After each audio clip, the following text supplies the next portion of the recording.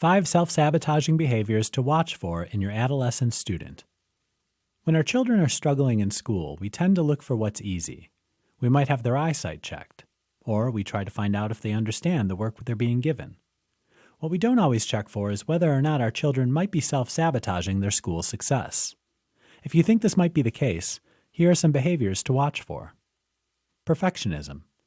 If your child seems to be spending more time getting ready to do work than actually doing the work, they might be overplanning.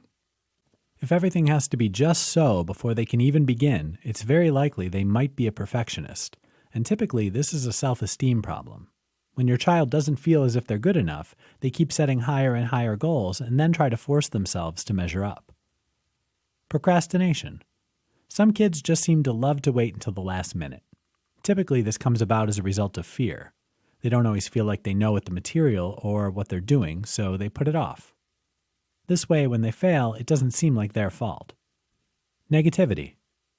To someone who indulges in negative self-talk, there is no point in trying because they've already failed before they've even begun.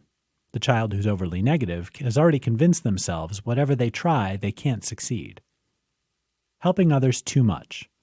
Sometimes the child never gets their work done because they're so busy helping other kids in their class. They'll go out of their way to provide homework answers, or even help them cheat, getting themselves in trouble time and again with the teacher. Typically, this is a sign they're trying to win approval from their peers, especially if they might be feeling they have something to prove. Defiance.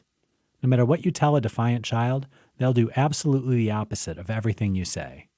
Typically, this kind of behavior is a sign something else is going on entirely.